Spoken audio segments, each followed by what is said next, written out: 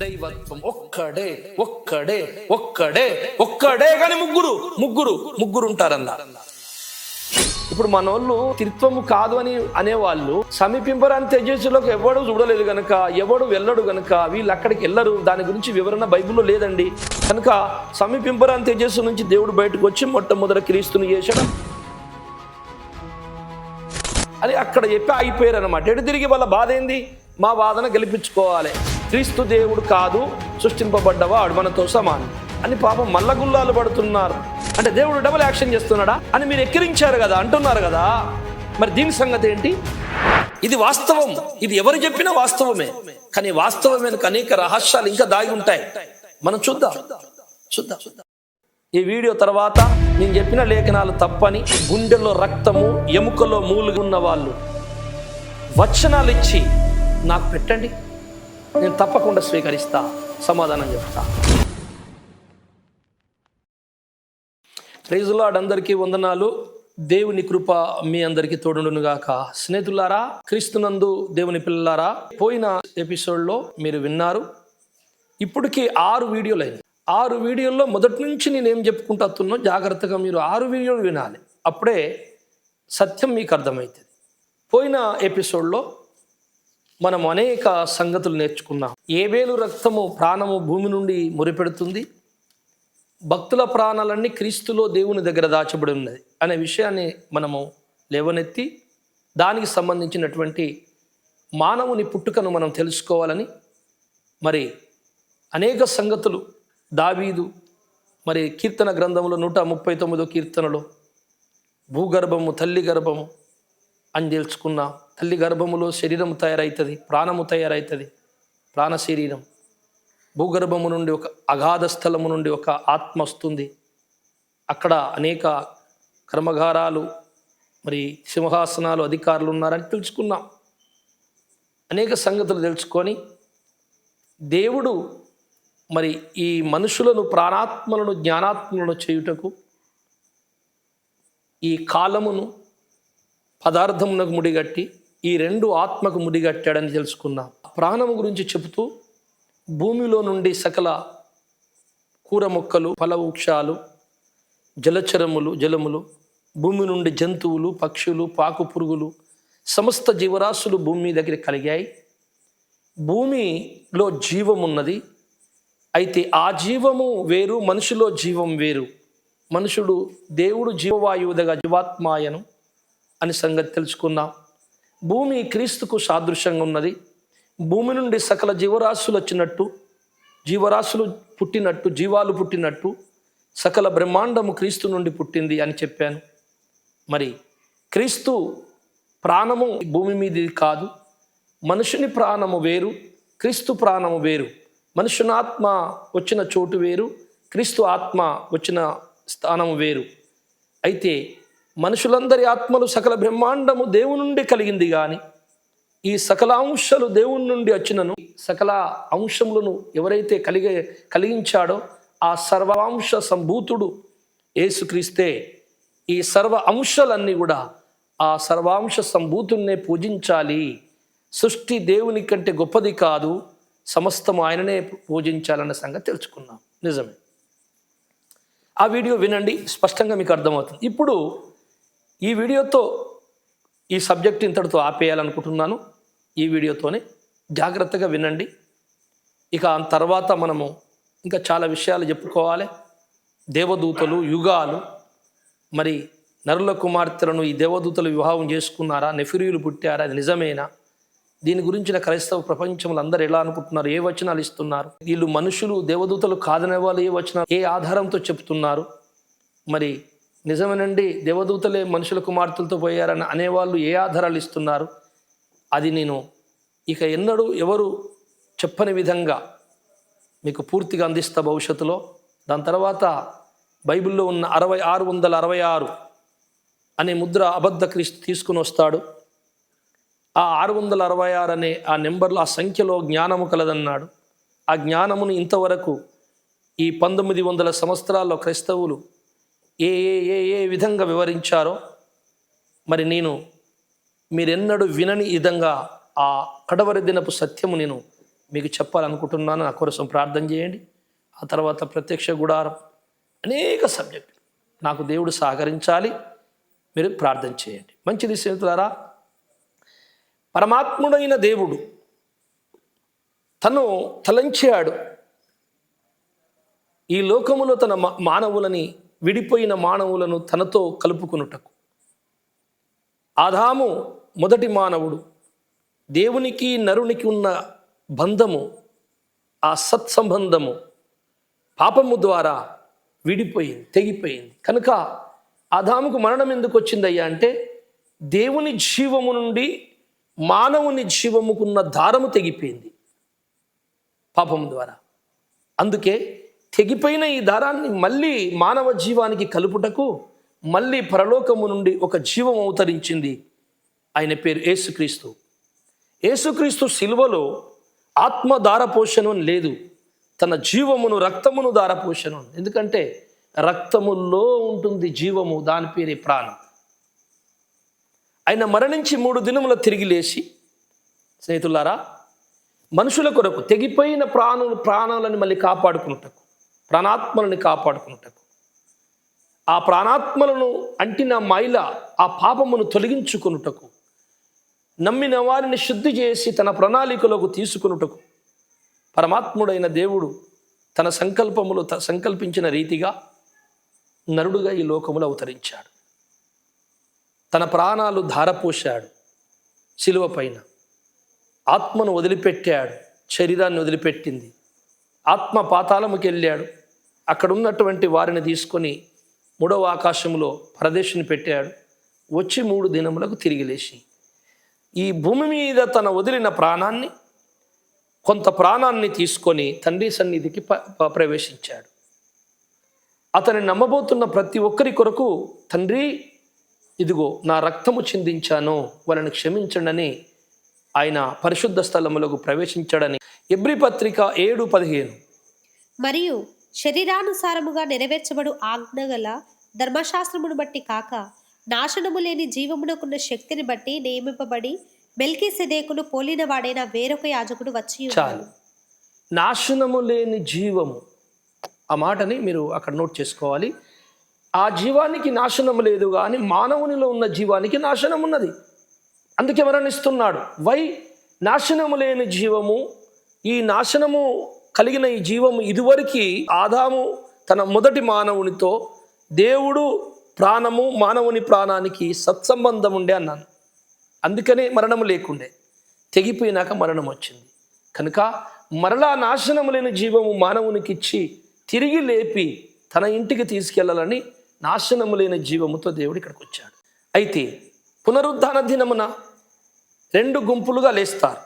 ఒకటి 1000 ఏళ్ల పరిపాలనకు ముందు ఒక గుంపు, 1000 ఏళ్ల పరిపాలన తర్వాత ఒక గుంపు. అంటే భూమి మీద క్రీస్తు ప్రత్యక్షంగా దావీదు సింహాసనం మీద కూర్చొని ఈ భూప్రపంచాన్ని ఎలబోతున్నాడు. అప్పుడు ఆల్రెడీ పరిశుద్ధులు మహిమ శరీరాలతో భూమి మీద ఉంటారు, మారిపోతారు, క్రీస్తుతో పరిపాలన చేస్తారని ప్రకటన గ్రంథములో ఉంటుంది 20వ అధ్యాయంలో. చేతులారా, అయితే 1000 ఏళ్ల పరిపాలన తర్వాత మళ్ళీ ఒక గుంపు లేస్తుంది, అది పాపుల గుంపు. ఇప్పుడు చెప్పండి, భూమి లోపల రక్తము, ఏబేలు రక్తం ఉన్నది కదా, క్రీస్తు లోపల ఎప్పుడు వచ్చింది? క్రీస్తు రక్తము చిందించినాక క్రీస్తు రక్తంలోనికి భక్తుల ప్రాణాలన్నీ వెళ్ళినాయి. ఎప్పుడు వెళ్ళినాయి అంటే, ఆయన ఎప్పుడైతే రక్తము చిందించాడో, ఆయన తన పరిశుద్ధ రక్తమును కొంత పట్టుకొని దేవుని సన్నిధిలోకి ప్రవేశించాడో, అప్పుడు ఆయన నమ్మిన ప్రతి ఒక్కరి ప్రాణము క్రీస్తు ప్రాణములో దాచబడింది. ఆ ప్రాణము, ఆ రక్తాన్ని మనం ప్రతి వారం తాగుతున్నాం. మరి పాపుల ప్రాణాలు అవి భూమిలోనే ఉన్నాయి. క్రీస్తు రాకముందు అందరి ప్రాణాలు భూమిలోనే ఉన్నాయి.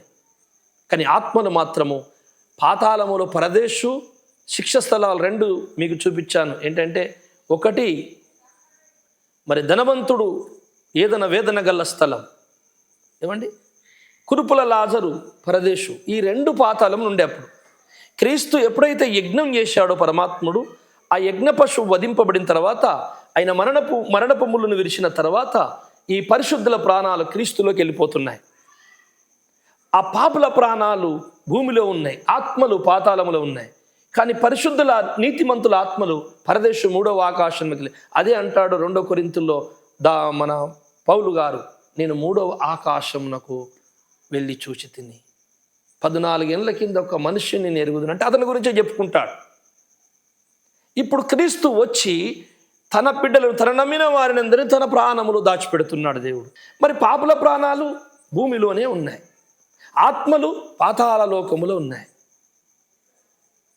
ఈ సత్యము కొంచెం తెలవకపోతే, నేను అందుకే అన్నా, మానవ పుట్టుకే తెలియలేదు, ఆయన ఎవరు ఎలా తెలుస్తుంది? దానియేలు గ్రంథము 2:12 ఏముంది? మరియు సమాధులలో నిద్రించు అనేకులు మేల్కొనెదరు, కొందరు నిత్య జీవము అనుభవించుటకును, కొందరు నిందల పాలగుటకును, నిత్యముగా హేయులగుటకును మేలుకొందురు. కొందరు నిత్య జీవం అనుభవించుటకు, కొందరు నిందల పాలై హేయులగుటకు, లేదా 2 గుంపులు అనగబడుతున్నాయి. ఈ 2 గుంపులు లేస్తారని దానియేలు గ్రంథములో ఉంది, కానీ అవి లేసే కాలపరిధి మధ్యలో 1000 సంవత్సరాలు. అది ప్రకటన గ్రంథంలో మీకు దొరుకుతుంది ఆ మాట. అది 2వ రాక సబ్జెక్టు సంబంధించింది. ప్రకటన గ్రంథం 20:12 నుంచి 14 దాకా చదువుదాం. మరియు గొప్పవారేమి కొద్దివారేమి మృతులైన వారందరూ ఆ సింహాసనం ఎదుట నిలబడి ఉండుట చూచి తిని, అప్పుడు గ్రంథములు విప్పబడేను, మరియు జీవ గ్రంథమును వేరొక గ్రంథము విప్పబడేను. ఆ గ్రంథముల యందు వ్రాయబడి ఉన్న వాటిని బట్టి తమ క్రియల చొప్పున మృతులు తీర్పు పొందిరి. సముద్రము తనలో ఉన్న మృతులను జాగ్రత్తగా వినాలి. సముద్రము తనలో ఉన్న మృతులను అంటే చనిపోయిన వారిని అప్పచెప్పెను. మరణమును పాతాళములో ఉన్న పాపుల ఆత్మలు. చూడండి జాగ్రత్త, ఇది పరిశుద్ధుల పునరుద్ధాన కాదు, ఇది పాపుల ఆత్మలను పాతాళములో అంటే ధనవంతుడు వేదన కలే స్థలం అన్నానే, ఆ ఆత్మలను వాటి వశమునున్న మృతులను అప్పగించాను, దేవునికి అప్పచెప్పాను. వారిలో ప్రతివాడు తన క్రియల చొప్పున తీర్పు పొంది. ఇది భూమి లోపల ఉన్న ప్రాణము, సముద్రము, భూమి లోపల ప్రాణాలు, సముద్రం లోపల ఉన్న ప్రాణాలని, భూమి లోపల ఉన్న ప్రాణం అన్నమాట. పాతాళ లోకములో ఉన్న ఆత్మలు, ఈ రెండింటిని దేవునికి అప్పచెప్పేసి వాళ్ళని ఏం చేస్తున్నాడు దేవుడు అంటే, మళ్ళీ ప్రాణమును ఆత్మని కలిపి మళ్ళీ మట్టి ఒక శరీరము నరకములో కాలదగా అక్కడ ఎప్పటికీ కాలేటువంటి శరీరం ఒకటి అయినా వారికి ఇచ్చి శరీరులతో లేపుతాడు. అందులో ఆదాము నుండి మొదలుకొని సువార్త మర్మము ఆగిపోయే వరకు ఎంతమంది క్రీస్తును నమ్మలేదో వాళ్ళందరూ అలా ఉంటారు. చూసారా, ప్రాణం ఎక్కడుంది? క్రీస్తు రక్తములో మన ప్రాణమును పెట్టి దేవుని దగ్గర దాచబడేది, పరిశుద్ధులది. పాపుల ప్రాణాలు ఎక్కడున్నాయి? క్రీస్తు ప్రాణాలు లేదు. మరి ఎక్కడ ఉండాలి? భూమిలో ఉండాలి. భూమిలో ఉండడానికి అవకాశం ఏంటి? అంతకుముందు క్రీస్తు రాకముందు అందరి ప్రాణాలు భూమిలోనే ఉన్నాయి, అందరి ఆత్మలు పాతాలనే ఉన్నాయి. కానీ 2 భాగాలుగా ఉన్నాయి, అక్కడ భూమి లోపలనే ఉన్నాయి. అందుకే ఈ సముద్రములోను ఉన్నటువంటి తన ప్రాణములను అప్పచెప్తుందట.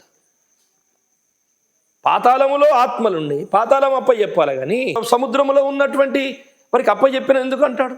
సముద్రంలో ఏముంటుంది? పాపుల ప్రాణములు భూమిలోనే ఉన్నాయి. కానీ యేసును నమ్మి బాప్తిసం తీసుకుంటున్న ప్రతివాని ప్రాణము క్రీస్తులో దాచపడుతుంది, క్రీస్తులో ఉండి దేవుని దగ్గర దాచపడుతుంది. ఇప్పుడు మనం పరిశుద్ధుల పునరుద్ధానం ఒకసారి చూద్దాం. 4వ అధ్యాయం, మొదటి తెస్సలోనికి రాసిన పత్రిక 4వ అధ్యాయము 13వ వచనం నుంచి చదువుకుందాం. సహోదరులారా, నిరీక్షణ లేని ఇతరుల వలె మీరు దుఃఖపడకుండా నిమిత్తము నిద్రించుచున్న వారిని గురించి మీకు తెలియకుండా మాకు ఇష్టము లేదు. యేసు మృతి పొంది తిరిగి లేచిందని మనము నమ్మిన ఎడల అదే ప్రకారము యేసునందు నిద్రించిన వారిని దేవుడు ఆయనతో కూడా వెంటబెట్టుకొని వచ్చును. మేము ప్రభువు మాటను బట్టి మీతో చెప్పినదేమనగా, ప్రభు రాకడ వరకు సజీవులమై నిలిచి ఉండు మనము నిద్రించిన వారి కంటే ముందుగా ఆయన సన్నిధి చేరము. ఆర్భాటముతోను ప్రధాన దూత శబ్దముతోను దేవుని బూరతోను పరలోకము నుండి ప్రభువు దిగివచ్చును. క్రీస్తునందుండి మృతులైన వారు మొదట లేతురు. ఆ మీదట సజీవులమై నిలిచి ఉండు మనము వారితో కూడా ఏకముగా ప్రభువును ఎదుర్కొనుటకు ఆకాశ మండలములకు మేఘముల మీద కొనిపోబడ్డాము. చాలు. యేసు ప్రభుల వారు క్రీస్తునందు నిద్రించిన వారిని వెంటబెట్టుకొని వచ్చును అంటున్నాడు. ఎక్కడి నుంచి వెంటబెట్టుకుని వస్తాడు? పరదేశు అక్కడ 3వ ఆకాశంలో పెట్టాడు కదా, పాతాళములకి వెళ్ళి నీతిమంతుల ఆత్మలు తీసుకుని వెళ్ళారుగా, శరణు చెరగా పట్టుకొని. అందుకే నా వీడియోలు ఫస్ట్ నుండి కరెక్ట్గా ఫాలో అయితే ఒకదానికొకటి చాలా అందంగా అతికిన ఒక మంచి అల్లికలాగా ఉంటుందన్నమాట. ఒక్కటి కూడా మిస్ కాదు. లాస్ట్ నేను కంక్లూజన్ చేసే ఏదైతే చెప్పబోతున్నా ఇవాళ, ఆ అద్భుతమైన మర్మాన్ని ఒకటి వివరించడానికి ఇన్ని గంటల ప్రసంగాలు చేయాల్సి వచ్చింది నాకు. ఇంకా ఉంది, వినలేము, సమయం లేదని అంత పెట్టాను.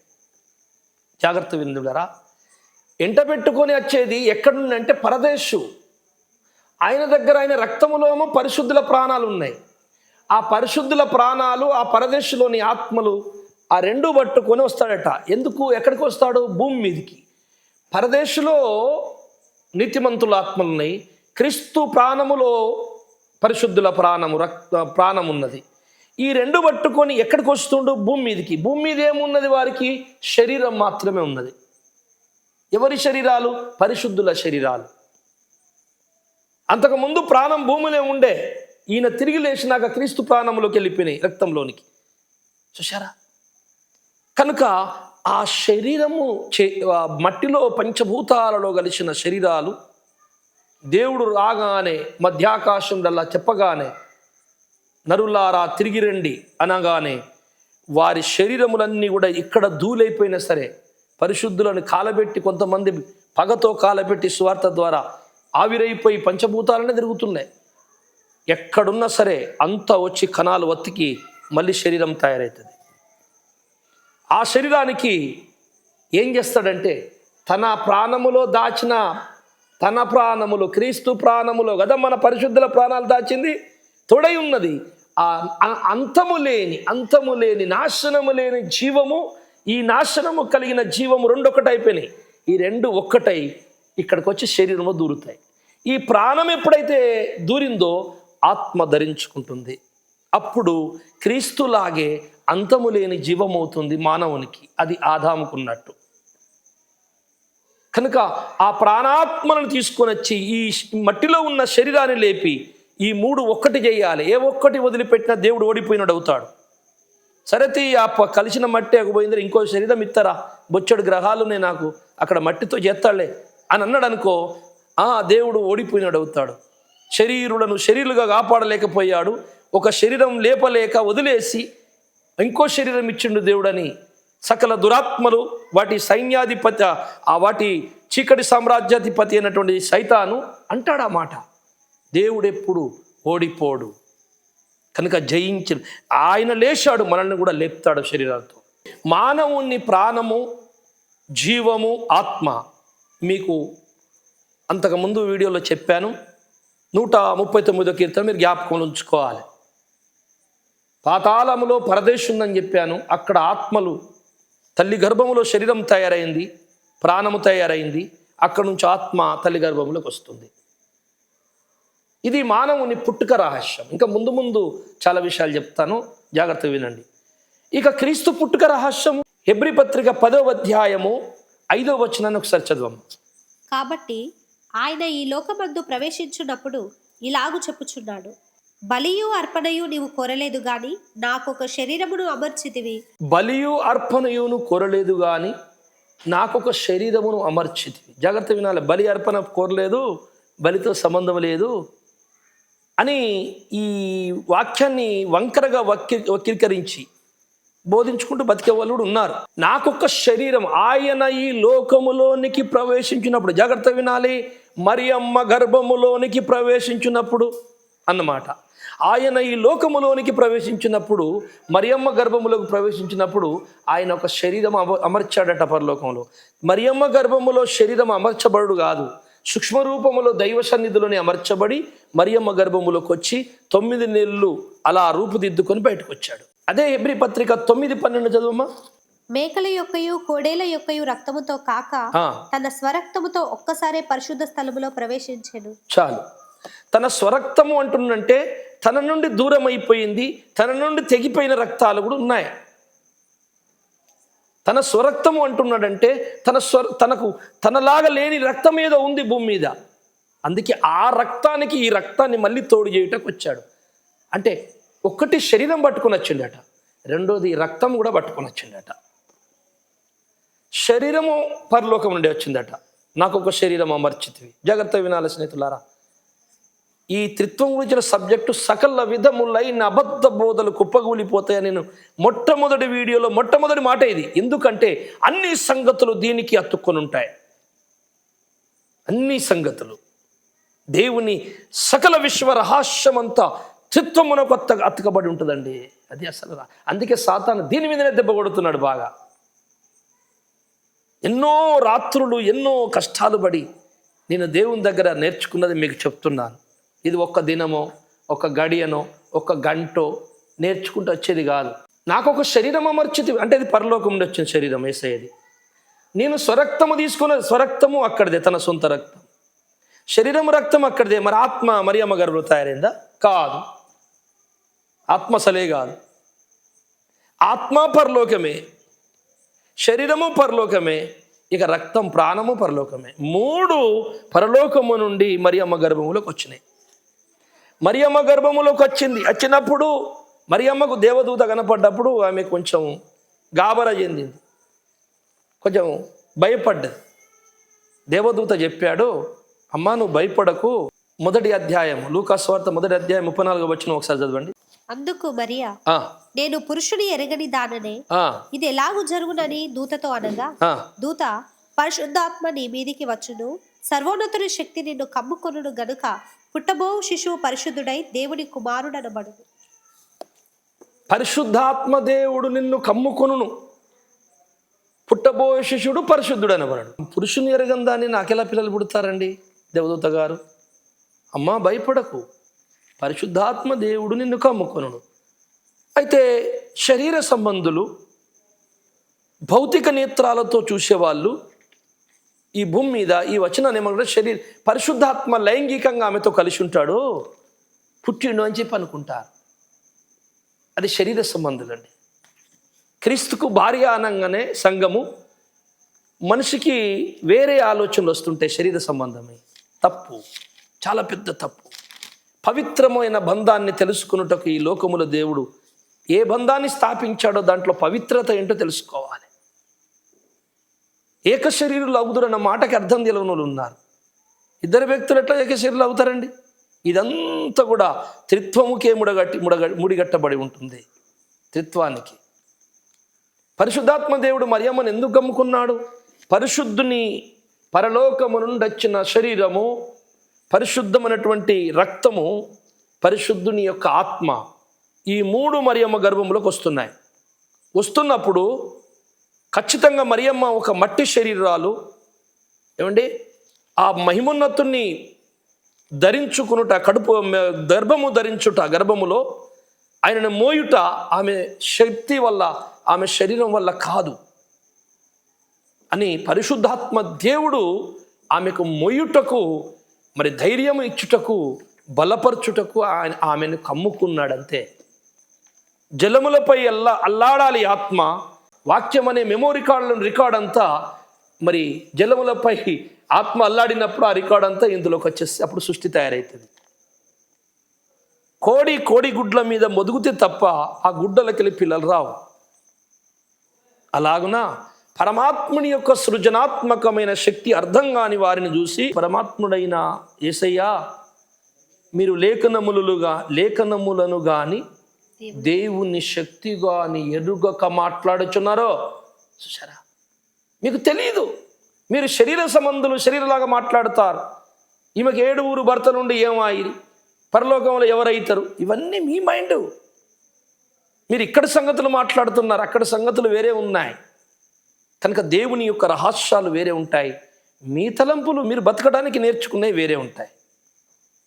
అందుకని మిత్రులారా, పరలోకము నుండి యేసయ్యది, మానవుంది మాత్రము పాతాళము నుండి ఆత్మ వస్తుంది.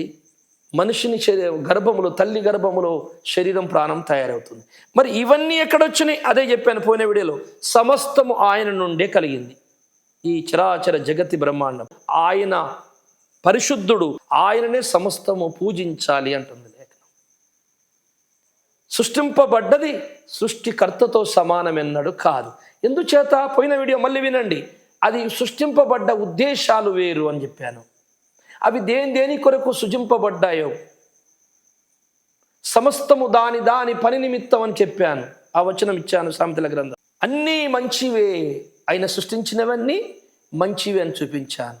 మంచివైతే ఇవన్నీ ఎందుకున్నాయి, ఇంత చెడు ఎందుకున్నది అని కూడా అందులోనే చెప్పాను. అందుకే అన్ని వీడియోలు వినండి. అందుకని మరి ఈ సృష్టింపబడ్డ ఈ సృష్టిలో దేవునికి మరి వ్యతిరేకం తిరిగి ఎప్పుడైతే ఆత్మలు ప్రాణాలు చెడిపోయాయో వాటిని రక్షించుటకు పరమాత్ముడు ఇక్కడ నుంచి వచ్చాడు. కనుక సృష్టింపబడ్డ వస్తువులు దేని కొరకు సృష్టింపబడ్డాయో అవి దాని కొరకే, అవి దైవములు కాదు. దైవము పూజింపదగ్గ ఆ సర్వాంశ సంభూతుడు మహోన్నతుడు సర్వోన్నతుడు దేవుడు ఒక్కడే. ప్రకటన గ్రంథం 13:8 చదువుకుందాం. భూనివాసులందరూ అనగా జగదుత్పత్తి మొదలుకొని వధింపబడి ఉన్న గొర్రెపిల్ల యొక్క జీవగ్రంథమందు ఎవరి పేర్లు వ్రాయబడలేదో వారు ఆ మృగమునకు నమస్కారం చేయుదురు. రైట్. జగత్తుత్పత్తి మొదలుకొని వధింపబడ్డ గొర్రెపిల్ల. ఇప్పుడు మనము చివరి దశకు వచ్చాము, కొంచెం జాగ్రత్తగా వినండి. జగత్తి ఉత్పత్తి మొదలుకొని జగము ఉత్పత్తి అవుతున్నప్పుడే ఈ గొర్రెపిల్ల వధింపబడిందట. జగమే ఉత్పత్తి కాలేదు, జగములో దూతలు సృజింపబడలేదు, రవంత పదార్థము లేదు. ఈ గొర్రెపిల్ల ఎక్కడ వధింపబడింది? ఎవరు వధించారు ఈ గొర్రెపిల్లని? కొంచెం మనం ఆలోచించుకుంటూ ముందుకెళ్దాం. ఎఫెసీ పత్రిక 1:6 సృష్టింపబడ్డ నరులను గురించి కూడా రాయబడింది. చూడండి ఒకసారి. ఎట్లనగా తన ప్రియుని యందు తాను ఉచితముగా మనకు అనుగ్రహించిన తన కృపా మహిమకు కీర్తి కలుగునట్లు తన చిత్త ప్రకారమైన దయా సంకల్పం చొప్పున యేసుక్రీస్తు ద్వారా తనకు కుమారులనుగా స్వీకరించుటకై మనలను ముందుగా తన కోసం నిర్ణయించుకొని మనము తన ఎదుట పరిశుద్ధులమును నిర్దోషులమునై ఉండవలనని జగత్తు పునాది వేయబడక మునిపే ప్రేమ చేత ఆయన క్రీస్తులో మనలను ఏర్పరచుకొనేది. రైట్. జగత్తి పునాది వేయబడక ముందే క్రీస్తు లోపల మనను ఏర్పరచుకున్నాడు. అదేంటి? జగతి పునాది లేకముందు మేము లేము కదా సార్. ఎలా క్రీస్తులో ఏర్పరచుకున్నాం? క్రీస్తులో ఏర్పరచుకోవడం అంటే ఎప్పుడు జరుగుతుంది? క్రీస్తు వధింపబడాలి, ఆ రక్తములో మన ప్రాణాలు, రక్తములో మన పరిశుద్ధ, మన ఆత్మలు కడగడం, మన పాపాలు పోవడం అంటే క్రీస్తు రక్తం ఉండాలి. అసలు జగమే సృష్టింపబడలేదు, మనం ఎక్కడ ఉన్నాము? క్రీస్తు ఎప్పుడు వధింపబడ్డాడు?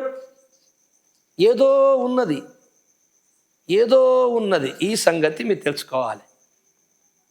ఇక్కడ ఏదో రహస్యం ఉన్నది. జగము చెయ్యకముందు, రవ్వంత పదార్థము చెయ్యకముందు ఏదో జరిగిందండి, ఏదో జరిగింది. ఆ జరిగింది మనకు తెలవాలి. సమీపింపరాని తేజస్సు. 1 తిమోతి 6:16 మీకు తెలుసు. సమీపింపరాని తేజస్సులో ఆయన మాత్రమే నివసించుచున్నాడు కదా. అందరు అంటారు కదా దేవుడు ఒక్కడే. అసలు లొల్లంతా మన తిత్వం కదా, తిత్వం గురించే కదా. అక్కడికి వస్తున్నా. ఆయన మాత్రమే నివసిస్తాడు కదా, ఎవ్వరూనూ లేరు కదా అక్కడ. లేనప్పుడు మరి వధించింది ఎవరు? జగదుత్పత్తికి మనం ఎక్కడ ఉన్నాము? అక్కడ ఉన్నామంటాడు ఏంది? క్రీస్తులో ఏర్పరచుకున్నామంటాడు ఏంది? ఇది ఎలా జరిగింది? మీ అందరికీ తెలుసు. 1 యోహాను సువార్త 17 తండ్రి లోకము పుట్టక ముందు నీ యొద్ద నాకు ఏ మహిమ ఉండెనో, అంటే లోకము పుట్టక ముందు ఏ మహిమతో ఉన్నాడు? ఆ మహిమ పేరేంటి? అది ఇక్కడ ఏ మహిమ? సమీపింపరాని తేజస్సులో ఉన్న మహిమనా? సృష్టింపబడ్డ తర్వాత వచ్చిన మహిమనా? ఇప్పుడు మనోళ్ళు త్రిత్వము కాదు అని అనేవాళ్ళు సమీపింపరాని తేజస్సులోకి ఎవడు చూడలేదు గనక, ఎవడు వెళ్ళడు గనక వీళ్ళు అక్కడికి వెళ్ళరు. దాని గురించి వివరణ బైబిల్లో లేదండి. కనుక సమీపింపరాని తేజస్సు నుంచి దేవుడు బయటకు వచ్చి మొట్టమొదటి క్రీస్తుని చేశాడు. ఆ క్రీస్తే అన్నిటిని చేయించాడు. అన్ని చేస్తుంటే ఆయన అక్కడ ఉన్నాడు. అందుకే అని అక్కడ చెప్పి అయిపోయారు అనమాట. ఎటు తిరిగి వాళ్ళ బాధ ఏంది? మా బాధను గెలిపించుకోవాలి. క్రీస్తు దేవుడు కాదు, సృష్టింపబడ్డవాడు మనతో సమానుడు అని పాపం మల్లగుల్లాలు పడుతున్నారు. ఏమండి, నువ్వు బైబిల్తో సృష్టికర్తతో పోరాటము ఆయనకు వ్యతిరేకమైన ఆయుధములు ఇస్తుందా అండి? మొత్తం భస్మం అయిపోతుంది. సత్యముని ఒప్పుకునే మనసు నీకుంటే ఈ వీడియోల ద్వారా ఒప్పుకుంటావు, లేకుంటే లేదు. హెబ్రీ పత్రిక 4:3 అసలు చదువుకుందాం. కాగా జగత్పునాది వేయబడినప్పుడే ఆయన కార్యములన్నీ సంపూర్తి అయి ఉన్నను. జగతి పునాది వేయబడక ముందే, జగతికి పునాదే వేయలేదట, మొత్తం పనులు అయిపోయినాయట. ఇది ఎట్లా జరిగింది? దేవుని యొక్క ప్రపంచము నీ అందుకే పోయిన వీడియోలో కరెక్ట్గా చెప్పాను ఈ మాట. అక్కడ ఆ మాట అందుకే అన్నాను, జాగ్రత్తగా వినండి అవన్నీ. ఆయన జగత్తి పునాది వేయబడక ముందు ఆయన మనోప్రపంచములో ఏదో జరిగింది. ఆయన ఏమేమి చేయగలడు అసలు ఈ జగత్తంతా. ఈ మాట కూడా చెప్పాను పోయిన వీడియోలో. ఈ చకల బ్రహ్మాండము చరాచర జగతంతా దేవుని దృష్టికి చిన్న రౌతు. ఆయన లోపల ఇలాంటి బ్రహ్మాండములు ఎన్ని కోట్లు ఉన్నాయో తెలియదు. నువ్వు అంచనేయలేవు, నేను అంచనేయలేను. అసలంత అక్కడున్నది. సర్వము ఆయన ద్వారా. ఏమేమో కొలస్సీ పత్రిక మొదటి అధ్యాయము 16వ వచనం చదువు. ఏలయనగా ఆకాశం అందున్నవియు భూమి అందున్నవియు దృశ్యమైనవి గాని అదృశ్యమైనవి గాని అవి సింహాసనములైనను ప్రభుత్వములైనను ప్రధానులైనను అధికారములైనను సర్వమును ఆయన యందు సృజింపబడే. సర్వము ఆయన యందు, ఆయన ద్వారా. 2 మాటలు ఉన్నాయి బైబిల్లో. ఆయన యందు అన్న తర్వాత మళ్ళీ ద్వారా ఏంటి? ద్వారా అంటే ఇంకో ఆయన ద్వారా చేశాడు రా అనుకోవచ్చు. అట్లా కాదట. మళ్ళీ అందు అంటే ఈ మహాశక్తి క్షేత్రమైన క్రీస్తు లోపల నుంచి వచ్చిన ఈ బ్రహ్మాండాలు ఎట్లొచ్చాయి? మరి తండ్రి ఏం చెప్తున్నాడు? క్రీస్తు లోపల సర్వ దేవత్వం ఉంటే మరి తండ్రిలో లేదా అని నేను మొదటి వీడియోలో చెప్పాను. మరి పరిశుద్ధాత్మలో లేదా? అసలు ఏంటిది గందరగోళం? అసలు ఇది త్రిత్వమా ఏకమా? కలిగి ఉన్నదేదియు ఆయన లేకుండగలగలేదు. సమస్తము ఆయన ద్వారా, ఆయనలో నుండి కలిగాను. ఆయన లోపల నుంచి కలిగిందంతా. మరి ఆయన ఎవరు? ఆయన ఇంత బ్రహ్మాండం ఆయన లోపల నుంచి వస్తే ఆయన ఎంత పెద్దవాడు? అసలు ఆయన ఎవరు? ఆయన ఎవరంటే క్రీస్తే. మనం భూమి మీద మరియమ్మ గర్భంలోకి వచ్చిన ఆకారమా? కాదు. అంత మాత్రమే కాదు, అదొక అంశ. క్రీస్తు అనే కుమార దైవములో, కుమార అంశలో ఉన్నటువంటి అనేక అనంతమైన అంశములకేలి, అనంతమైన శక్తి క్షేత్రములకేలి ఒక చిన్న తునుక మరియమ్మ గర్భంలోకి వచ్చింది. నువ్వు ఏ తునుక తీసుకున్నా, ఏది పట్టుకున్నా అంతా ఒకలాగే ఉంటుంది, వేరువేరు కాదు. ఒక 2 కిలోల బంగారం ముద్దలకెళ్ళి చిన్న గింత బంగారం రాలగొట్టి చిన్న ముక్క, ఇది వేరు అది వేరు సార్ అంటే కుదరనే కుదరదు. ఆ 2 కిలోల బంగారం ముద్దాన్ని నువ్వు చిన్న చిన్న ఇసుక రవ్వతులు లాంటి ముద్దలు, కోట్ల ముద్దలు చేయి, అంతా ఒకే బంగారం. అందులో ఉన్న పవరే ఇందులో ఉంటుంది, అందులో ఉన్న నాణ్యత ఇందులో ఉంటుంది, అందులో ఉన్నటువంటి మెరుపే ఇందులో ఉంటుంది, అందులో ఉన్న అందమే ఇందులో ఉంటుంది, అందులో ఉన్న గుణమే ఇందులో ఉంటుంది. అందుకే క్రీస్తు దేవుని యొక్క తత్వమై ఉండెను, చూసారా, మర్మమై ఉండెను. యాకోబు పత్రిక మొదటి అధ్యాయం 18వ వచనం చదువుమా. ఆయన తాను సృష్టించిన వాటిలో మనము ప్రథమ ఫలముగా ఉండునట్లు సత్యవాక్యము వలన మనలను తన సంకల్ప ప్రకారము కనేది. తన సృజించిన వాటిలో, వాటి అంటే ఎన్ని సృజించాడు? ఈ ఆకాశము, భూమి, పంచభూతాలు, అనేక ఇలాంటి వలయాలు, ఎన్నో కోటానుకోట ప్రపంచాలు, లెక్కలేనన్ని దేవదూతలు, అనంత విశ్వం ఇది. ఇంత పెద్ద బ్రహ్మాండాన్ని సృజించిన వాటిలో మనుషులట ప్రథమ ఫలము ఉండాలి. అసలు మనుషులు ఎప్పుడు సృజింపబడ్డారు? అన్ని లోకాలు అయిపోయి, యుగాలు అయిపోయినాయి, అందరూ అయిపోయినాక చివరి అంతములో చివరి యుగం అన్నమాట మానవ యుగం, మానవుని చేసింది. కనుక చివరిలో సృజింపబడ్డ ఈ మానవునితోనే అంతం కాబోతున్న యుగాలు. ఈ చివరిలో సృజింపబడ్డ మానవుడు, దేవుడు ఈ జగత్పునాదికి ముందు ఏమనుకున్నాడట? అన్నిటికంటే ముందు ఉండాలనుకున్నాడట. అంటే మనల్ని ఎక్కడ ఉంచబోతున్నాడు? సకల లోకాల పైన, అంటే తన దగ్గర ఉంచుకోబోతున్నాడు. అందుకే పరమగీతములో ఏముంటుంది? 60 మంది రాణులు, 80 మంది ఉపపత్నులు, లెక్కకు మించిన కన్యకలు ఉన్నను, నువ్వు అందరికంటే మించిన దానవు, శ్రేష్ఠురాలు అంటాడు సంఘాన్ని. అంటే సకల ప్రపంచాల కంటే మించిన ముందు స్థానంలో ఉండబోతున్నాం, పట్టపు రాని స్థలంలో ఉండబోతున్నాం. మత్తయి సువార్త 20వ అధ్యాయం 16వ వచనం. ఈ ప్రకారమే కడపటి వారు మొదటి వారగుదురు, మొదటి వారు కడపటి వారగుదురు. ఆ మాట ఎందుకన్నాడు? సకల లోకాలు ముందు సృజింపబడ్డను, మానవులను చివరిలో సృజించినను, వీళ్ళే మొదటి స్థానంలో ఉండబోతున్నారు. ఒట్టి సంఘములో విశ్వాసులకు మాత్రమే ఇది చెందుతుంది వాక్యం అని చెప్పుకుంటాం, అంతే. అది నిజమే. చాలామంది మొదటిగా వచ్చి రక్షింపబడ్డోళ్ళు వెనకబడిపోతారు, వెనక వచ్చి ముందు మంచి భక్తులై ముందు వచ్చేస్తారు, అదంతా వాస్తవమే. కానీ దానికంటే గొప్ప వాస్తవము నిమ్మరా, పరలోకమందు సంఘము ప్రథమ స్థలంలో ఉండబోతుంది. ఎంత గొప్ప భాగ్యం చూడండి. ఈ సమీపింపరాని తేజస్సులో ఏం జరిగింది? అక్కడ ఆ యేసు ప్రభు అక్కడ ఉన్నాడా? అసలు ఎలా పుట్టాడు, ఆ దేవుడు ఆ కుమారుణ్ణి ఎలా కన్నాడు, మనలాగే కన్నాడా? మనం ఈ ప్రసంగాన్ని ప్రారంభించుకున్నప్పుడు మన ఫస్ట్ వాక్యం ఇదే, సామెతల గ్రంథం 8వ అధ్యాయం 22, 23, 24. కలగజేసెను, పుట్టెను, నియమింపబడెను. ఈ 3 పదాలకి అర్థం చెప్తున్నాను. ఆ మాట క్రీస్తు కొరకు రాయబడి ఉన్నది, మానవుల కొరకు కూడా యెషయా గ్రంథంలో రాయబడి ఉన్నది. అయితే వీళ్ళు కలగజేసిన విధానము, వీళ్ళని పుట్టించిన విధానము, వీళ్ళు పుట్టిన విధానము, క్రీస్తు పుట్టిన విధానము, క్రీస్తు కలిగిన విధానము, ఆయన వైపు నుంచి ఆలోచించేది వేరు, వీళ్ళ వైపు నుంచి ఆలోచించినప్పుడు వేరు, మారుతుంది అది. అయితే క్రీస్తుకు ఎలా ఆపాదించబడింది మాట? వాస్తవానికి అసలు పుట్టెను, కలగజేసెను అనే మాటలకు అర్థం ఏంటి? అసలు నియమింపబడెను ఒక్కటే అర్థం అండి. పుట్టెను అనే మాటకు అర్థం ఏంటంటే ఒక్కటే అర్థం, ఒక్క స్థానము నుండి మరో స్థానమునకు వచ్చుట. పాతాళ గర్భములో ఉన్న ఆత్మ, మానవుని ఆత్మ తునుక తల్లి గర్భములకు వచ్చి శరీరం దాల్చుకుని వస్తుంది. ఆ పాతాళ గర్భములో ఉన్న ఆ ఆత్మ ముద్ద కూడా ఆ పరమాత్మని గర్భము నుండే వచ్చింది. అక్కడి నుంచి వచ్చిన దాని ఉద్దేశం వేరు, అక్కడి నుంచి ఇక్కడికి వచ్చిన ఉద్దేశాలు వేరు. కానీ దేవుని నిత్య ప్రణాళిక, ఆ పూజింపగలిగేటువంటి సృజనాత్మకమైన శక్తి ఉద్దేశము వేరు.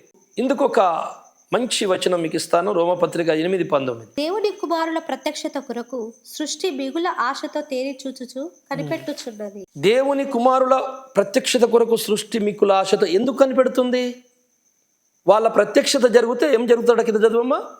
ఏలయనగా సృష్టి నాశనమునకు లోనైన దాస్యములో నుండి విడిపింపబడి దేవుని పిల్లలు పొందబో మహిమగల స్వాతంత్రము పొందుదునను నిరీక్షణ కలదై స్వేచ్ఛగా కాక దానిని లోపరిచిన వాడి మూలముగా వ్యర్థపరచబడేను. చాలు. అంటే ఆమె మహిమ పొందటానికి, సృష్టి ఉన్నటువంటి స్థితి నుండి మరో స్థితిలోకి వెళ్ళిపోవటానికి ఈ దేవుని కుమారులు ఎప్పుడు పునరుద్ధానం చెందుతారా, ప్రత్యక్షం అవుతారా, సంఘం ఎప్పుడు ఎత్తబడుతుందా అని చూస్తుందట సృష్టి. ఎందుచేతంటే తనకున్నటువంటి స్థితి నుంచి మరో స్థితిలోకి వెళ్ళిపోతుందట. దీన్నే ఒక స్థితి నుంచి ఒక స్థితికి వెళ్ళేదాన్ని పుట్టుట, కలగజేయుట, మార్పు చెందుట. మీరు అక్షయ బీజము నుండి పుడుతిరి, అక్షయమైన వాక్యము ద్వారా పుడుతిరి అంటారు. అంటే మనము అంతకు ముందేమో తల్లి గర్భం నుంచి పుట్టిన స్వభావము నుండి యేసయ్యకు మనం బాప్తిసం ద్వారా పుట్టినప్పుడు నూతన స్వభావము, నవీన స్వభావం ధరించుకుంటున్నాం. అంటే ఒక రకమైన గుణము మరొక రకములోకి వెళ్ళిపోవుట, మరొక స్థితి నుండి మరొక స్థితిలోకి వెళ్ళిపోవట అని మనస్తత్వం. అది మార్పు చెందుట. మార్పు చెందుట, పుట్టుట అంటే ఒక స్థితి నుండి మరో స్థితికి రావడం, మార్పు చెందుట. ఇది వాస్తవం. ఇది ఎవరు చెప్పినా వాస్తవమే. కానీ వాస్తవమైన అనేక రహస్యాలు ఇంకా దాగి ఉంటాయి. మనం చూద్దాం. ఈ సృష్టి బ్రహ్మాండం అంతా కూడా, ఈ లోకమంతా కూడా పుట్టక ముందు ఏదో జరిగింది గొప్ప కార్యం. అందుకే జగత్తు పునాదికి ముందే వధింపబడ్డ గొర్రెపిల్ల. ఎవరు వధించారన్నది మనకు ఒక ప్రశ్న మిగిలిపోయింది. ఈ తండ్రి లోకము పుట్టక ముందు నీ యొద్ద నాకు హెబ్రీ పత్రికలో ఏమున్నది? ఇంకొక మాట, జగత్తి పునాది వెయ్యబడినప్పుడే కార్యములు సంపూర్ణమైన. ఎట్లా సంపూర్ణమైనవి?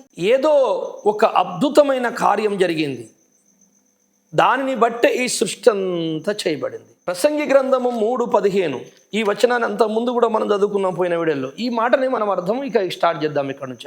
ముందు జరిగినదే ఇప్పుడు జరుగును, జరగబోవున్నది పూర్వమందు జరిగినదే, జరిగిపోయిన దానిని దేవుడు మరలా రప్పించును. పూర్వమందు జరిగిన దాన్ని మరలా జరిగించును. అంటే ఏదో ఈ ప్రపంచములో జరిగింది, ఇక్కడ జరిగింది, మనం ఈ భూలోకములో సృష్టిలో జరిగింది, అంతకుముందు ఎప్పుడో జరిగింది. ఇది వాస్తవం. ఈ వాస్తవం ఎలా వాస్తవమో మనం తెలుసుకోబోతున్నాం. మీకు నేను అంతకుముందు వీడియోలో చెప్పాను. ఏ విషయం చెప్పానంటే, దేవదూతల చేత ధర్మశాస్త్రము నియమింపబడిను. అది మీకు తెలుసు, గలతీ 3:19. నిర్గమ 31:18 ఏమో దేవుని వ్రేలుతో రాయబడిన ధర్మశాస్త్రం. దేవుని చేతిలో రాశాడా దేవదూతల ద్వారానా అనే దాని మీద మీకు వివరణ ఇచ్చాను అప్పుడు ఆ వీడియోలో. దేవదూతల ద్వారా వ్రాయబడ్డది నిజమే, దేవుడు రాసిచ్చింది నిజమే. పరలోకమందు సమీపింపరం తేజస్సు కాదు, పరలోకమందున్న రాజదర్బారు సమీపింపరాని తేజస్సు కాదు అది. ఉత్తర దిక్కున మహాపర్వతమని అని చెప్పి అన్ని వచనాలు ఇచ్చాను 2వ వీడియోలో 3వ వీడియోలో అనుకుంటా. ఉత్తర దిక్కున సభాపర్వతము, కాలుచున్న రాళ్ల మధ్యలో నువ్వు సంచరించు చుట్టూమని లూసిఫర్తో మాట్లాడతాడు దేవుడు. అక్కడ ఏముంటుంది? 24 పెద్దలు రౌండ్ ఉంటారు. మధ్యలో గొప్ప దేవుడు సింహాసనసీనుడై ఉంటాడు. కెరుబులు ఉంటాయి, వాటికి 4 తలలు ఉంటాయి, 4 రెక్కలు ఉంటాయి. కొంచెం పైన దూరముగా సెరఫులు ఉంటాయి, వాళ్ళకు 6 రెక్కలు ఉంటాయి. ఏమండి, పరిశుద్ధులు స్తుతిస్తుంటారు. పెద్దలకు దేవుడు ఒక ఆలోచన చెప్తాడు. ఫలాని భూలోకంలో నరులకు భవిష్యత్తులో నా కుమారుడు చేయబోతున్న యజ్ఞానికి సాదృశ్యమైన శాస్త్రము, ధర్మశాస్త్రం నుంచి ఒక జనాంగాన్ని తయారు చేయాలి. ఆ జనాంగంలో నుండి నా క్రీస్తు బయటికి రావాలి, అలాగ ధర్మశాస్త్రం ఇవ్వాలని చెప్పి ఎప్పుడైతే పెద్దలు ఏం చెప్తారు అక్కడ చెప్పాను. అందులో పెద్దలంటేనే ఏదో నియమము జరుగుద్ది. అక్కడ ఏదో రాజదర్బారులో ఏదో అన్ని లోకాలకు సంబంధించినటువంటి గొప్ప ప్రణాళికలు అల్లుతుంటారు. అక్కడ వాళ్ళు అల్లారు. సార్ ఈ విధంగా చేస్తే బాగుంటుందని వాళ్ళు ఇచ్చారు ధర్మశాస్త్రం. ఆలోచనకర్త అయిన క్రీస్తు తీసుకున్నాడు. ఈ ప్రతిపాదనను మన అమల్లో పెడదామని ఎప్పుడైతే అన్న తర్వాత తండ్రి దానికి ఆమోద ముద్ర వేసి భూలోకానికి తీసుకుని వెళ్ళు నా కుమారుడా అనగానే ఆయన ఇక్కడికి వచ్చి ఆ సీనాయి పర్వతం మీద దిగి వచ్చి మోషని పిలుచుకొని తన వ్రేలుతో పలకల మీద రాసిచ్చాడు. అంటే దేవదూతల ద్వారా నియమించబడది నిజమే. దేవుడు వచ్చి వేలుతో రాసి భౌతిక మానవులకు రాయి మీద రాసిచ్చింది నిజమే అని చెప్పాను. ఈ కెరుబులు సెరాఫులు 24 పెద్దలు, తండ్రి కుమారుడు, మధ్యలో వధింపబడినటువంటి గొర్రెపిల్ల అని చెప్పి చదువుకున్నాం ప్రకటన. ఈ వ్యవస్థ ఇక్కడ జరుగుతున్నటువంటి సర్వ విశ్వాన్ని పరిస్థితానికి దేవుడు అక్కడ కుమారుడు ఉన్నాడు, తండ్రి సింహాసనం మీదడు, వధింపబడిన గొర్రెపిల్ల. 5వ అధ్యాయం ప్రకటన గ్రంథం 5వ అధ్యాయం 6వ వచనం. మరియు సింహాసనమునకును ఆ 4 జీవులకును పెద్దలకును మధ్యను వధింపబడినట్లున్న గొర్రెపిల్ల నిలిచి ఉండుట చూచితిని. చూశారా? 24 పెద్దలకును ఆ సింహాసనం మధ్య యేసు ప్రభు నిలబడ్డాడు. ఆ గొర్రెపిల్ల యేసు ప్రభు మీకు తెలుసు. సింహాసనం మీద తండ్రి ఉన్నాడు. వీళ్ళందరూ అంటున్నారు కదా, ఆ సమీపింపరాని తేజస్సులో దేవుడు తండ్రి ఉంటాడు, కుమారుడు బయటకు వచ్చాడని. మరి ఇక్కడ తండ్రి కూర్చున్నాడు, మరి ఇక్కడ ఉన్నాడా తండ్రి? సమీపింపరాని తేజస్సులో ఉన్నాడా అని మనం అన్నాం అనుకోండి. ఇదే అదే అండి, అది ఇదే అండి, ఒకటే అండి. సమీపింపరాని తేజస్సు ఒకవేళ ఇప్పుడు మనం అనుకున్నది 24 పెద్దలతో ఉన్నది అయితే, ఇది సభాపర్వతం, ఈ విశ్వంలో ఉన్న సభాపర్వతముదే అయితే, అక్కడ మరి సమీపింపరాని తేజస్సులో ఆయనను ఎవరూనూ చూడలేదు, ఎవరూనూ వెళ్ళలేరు, సమీపించలేరు. సమీపింపరాని అంటే ఎవడు సమీపించలేరు. ఆయన అమరత్వము గలవాడై ఒక్కడే ఉండెను అని ఉంది. ఆయన మాత్రం అంటే ఒకటే కదా, ఒక్కడన్నప్పుడు మళ్ళీ 24 పెద్దలు ఎందుకు ఉన్నారు? కెరుబులు ఎక్కడి నుంచి వచ్చారు? తప్పైపోతుంది. అంటే ఇది సమీపింపరాని తేజస్సు కాదన్నమాట. దాని తర్వాతది ఇది. ఈ తర్వాత దాంట్లో ఇదంతా జరుగుతుంది కదా. మధ్య ప్రసంగి చెప్పినట్టు ఇక్కడ జరుగుతున్నదే అంతకు ముందు ఎక్కడనో జరిగింది. తిమోతి రాసిన పత్రిక 6:16 మళ్ళీ చదువుకుందాం అన్నమాట మంచిగా. సమీపింపరాని తేజస్సులో ఆయన మాత్రమే వసించుచు అమరత్వము గలవాడై ఉన్నాడు. చాలు, ఆయన మాత్రమే నివసించచ్చు. అంటే సమీపింపరాని తేజస్సు ఈ 24 పెద్దలు, ఈ కెరుబులు సెరఫులు కావు.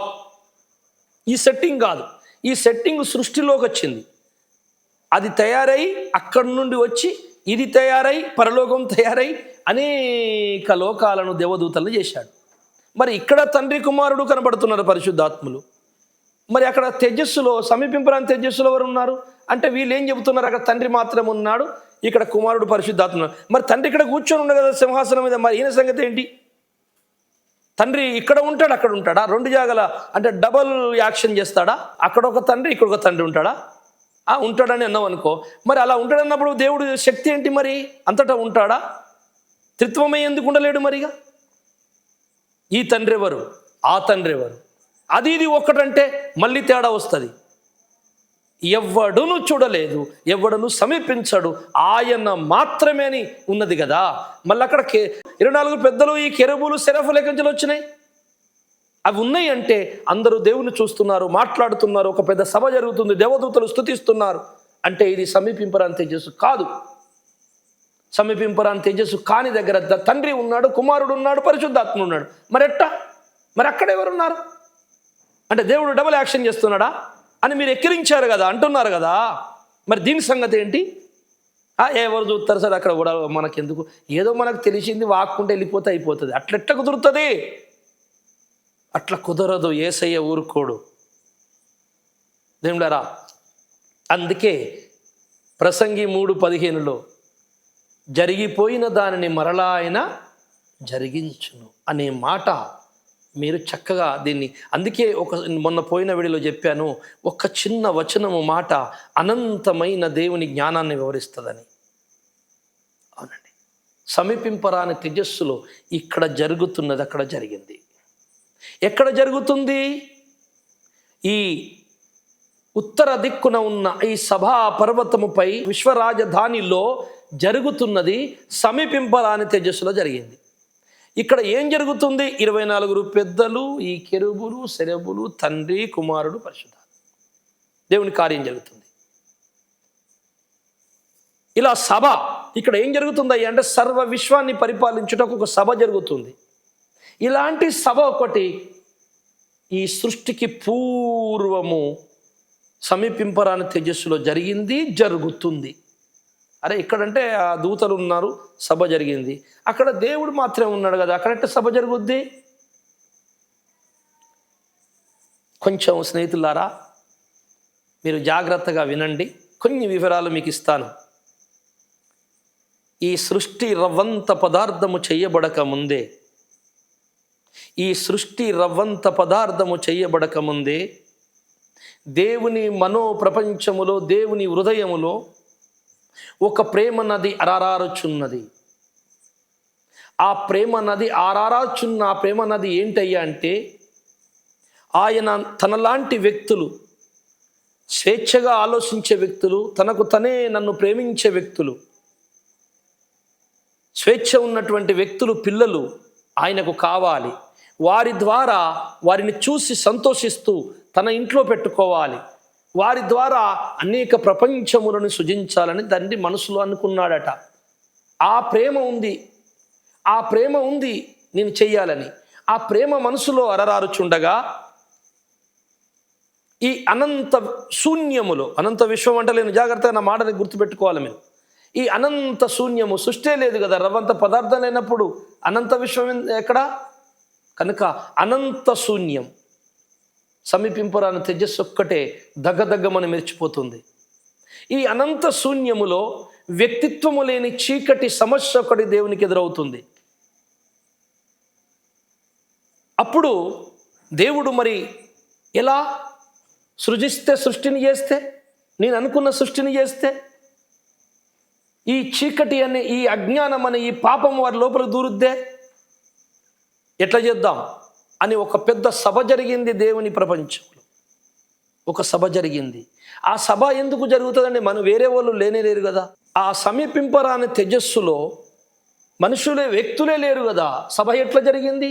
లేఖనములలో కానీ దేవుని శక్తి కానీ ఎరుగక మీరు పొరపడుచున్నారు. ఈ మాటను గుర్తుపెట్టుకోండి. ఆయన శక్తి తెలియదు మీకు. ఆయన సమస్తము చేయగలవాడు.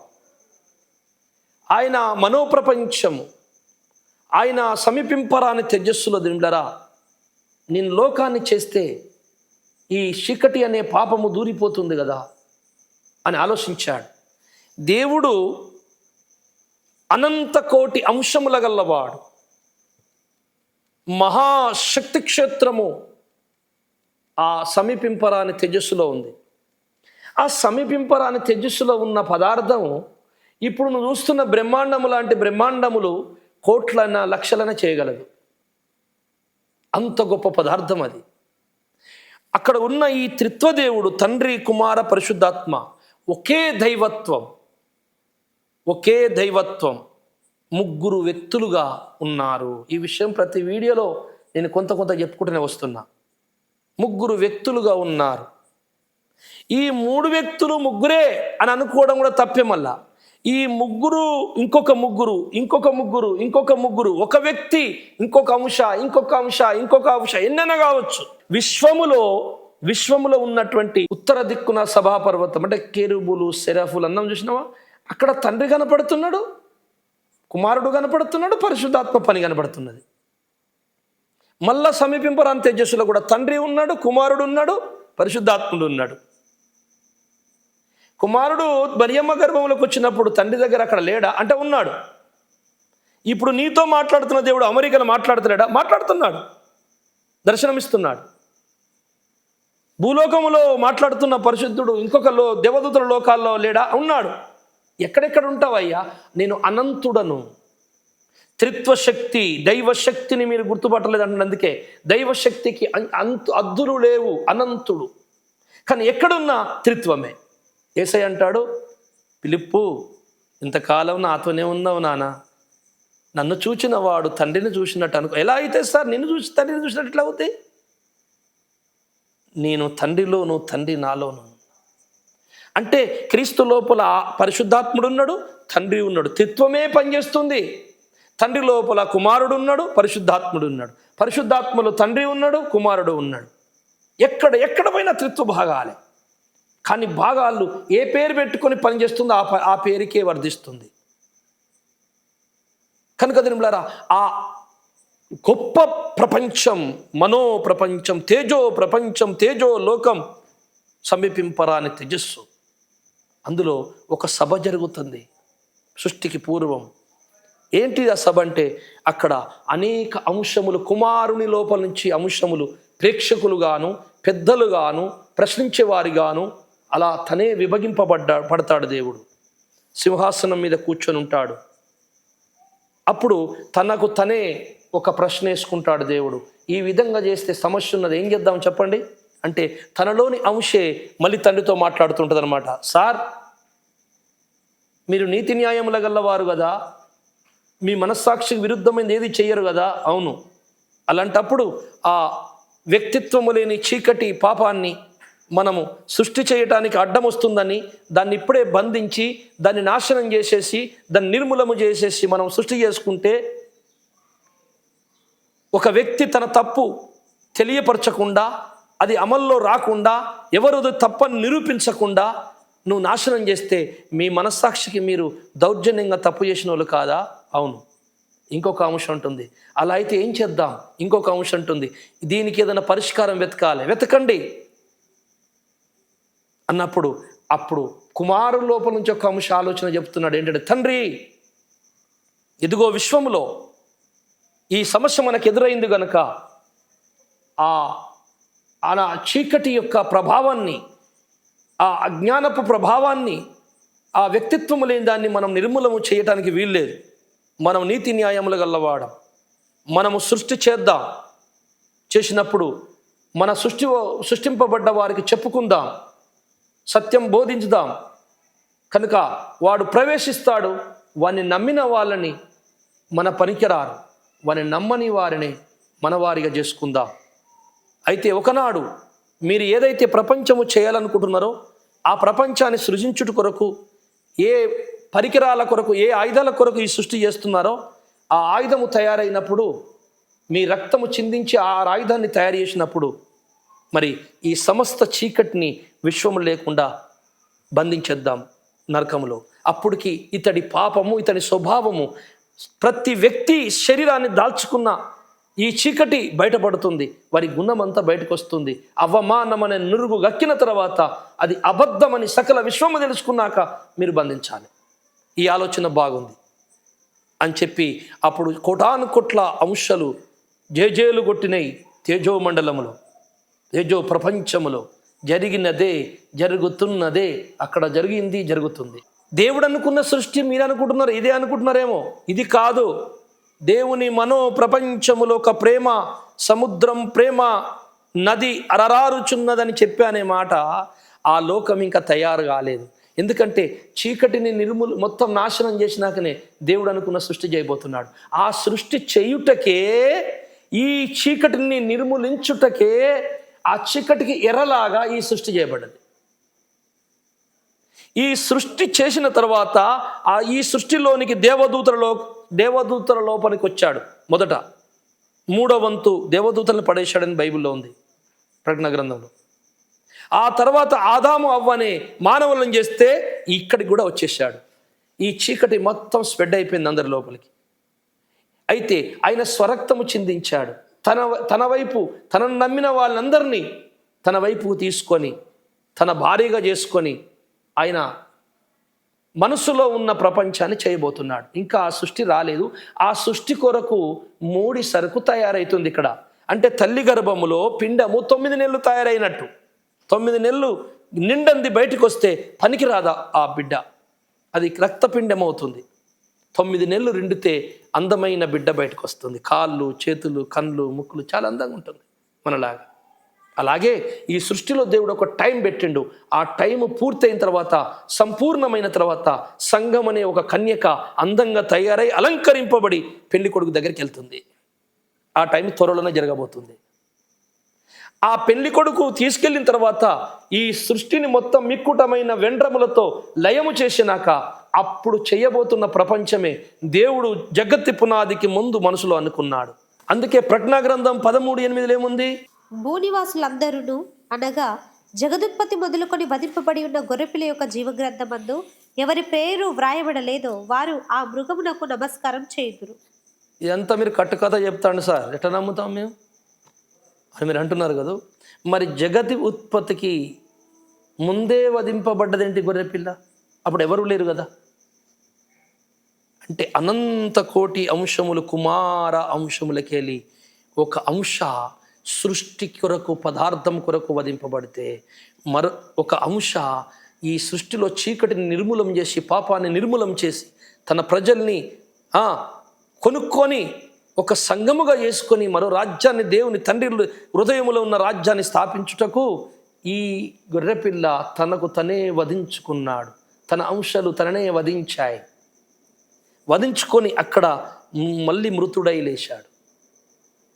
కనుక రోగము రాకముందే మందు తయారు చేసినట్టు, సమస్య పుట్టక ముందే పరిష్కారం రెడీ చేసినట్టు సృష్టి చేయబోతున్నాం తండ్రి, ఇదంతా జరుగుతుంది కదా, ఎట్ట చేద్దాము అని తండ్రి, కుమార, పరిశుద్ధాత్మలు కాలస్వరూపుడు కదా, కాలములో సంచరించాడు.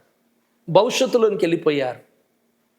సృష్టి చేసినది మొదలుకొని మానవులు తయారైన తర్వాత, కుమారుడు వధింపబడి రక్తంతో సంగంగా ఉన్న తర్వాత, వాళ్ళు పునరుద్ధానం అయిన తర్వాత, 1000 ఏళ్ల పరిపాలన అయిన తర్వాత, కొత్త సృష్టి చేసిన తర్వాత, విశ్వములో చీకటి లేకుండా మొత్తం నిర్మూలన చేసిన తర్వాత సృష్టి ఎలా ఉంటుంది అప్పుడు దేవుని పరిపాలన?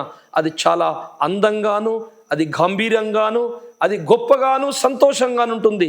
కనుక ఇంత గొప్ప సంతోషాన్ని మనము చూడాలంటే ఈ సమస్య అంతా మనం ఎదుర్కోవాలి నాన్న అని కుమారుడు అన్నాడు, పరిశుద్ధాత్ముడు అన్నాడు. ముగ్గురు ఈ సమస్యని ముందే దేవుని కాలము, ఆయన యొక్క భవిష్యత్తు కాలంలో ప్రవేశించి, కాలములో ఇప్పుడు ఈ రోజు నేను వీడియో చెప్పుతుంది కూడా, నువ్వు వింటుంది కూడా అప్పుడే చూశాడు. అందుకే ఈ లోకం పుట్టక ముందు, జగత్ పునాదికి ముందే క్రీస్తులో మనల్ని ఏర్పరచుకున్నాడు. అంటే ఎవరెవరు రక్షింపబడతారో, ఎవరు సత్యం కొరకు నిలబడతాడో, ఎవడు కూటి కొరకు బోధిస్తాడో, ఎవడు అబద్ధకుడు అవుతాడో, ఎవడు నీతిమంతుడు అవుతాడో, ఎవడు శ్రమలు ఎదుర్కొంటాడో, వాళ్ళందరి విషయము ముందే దేవుడు కళ్ళతో చూసుకున్నారు తండ్రి కుమారులు. కాలములోకి అలా ప్రవేశించగలిగాడు గనుకే జగత్ పునాదికి ముందే వధింపబడ్డ గొర్రెపిల్ల జగత్ పునాదికి ముందే క్రీస్తులో మనల్ని ఏర్పరచుకున్నాడు. కనుక ఆయన ముందుగా అన్ని చూశాడు కనుక సైతానికి ఈ సంగతి తెలవక వాడు ఎన్నో డ్రామాలు ఎత్తున్నాడు. ఒరే నువ్వు ఇలా వేస్తే నేను ఇలా చేస్తానని నేను ముందే చూసుకొని చేసుకున్న మందు యేసు రక్తం. చంపేద్దాం అని ట్రై చేసిండు వాడు. చంపేస్తే పీడబోతుంది అనుకుంటున్నాడు. కానీ శిలువ మీద మరణిస్తే ఏం జరుగుద్దో అని తెలియదు, ఎట్ట దత్తే చచ్చిపోతాడు అనుకుంటున్నాడు. అక్కడ రాయబడి ఉంటుంది, దేవులరా ఆయన ఎవరో ఈ లోకాధికారులకు తెలిసుంటే సిలువకు వెయ్యకనే పోదురు. లోకాధికారులు ఎవరు?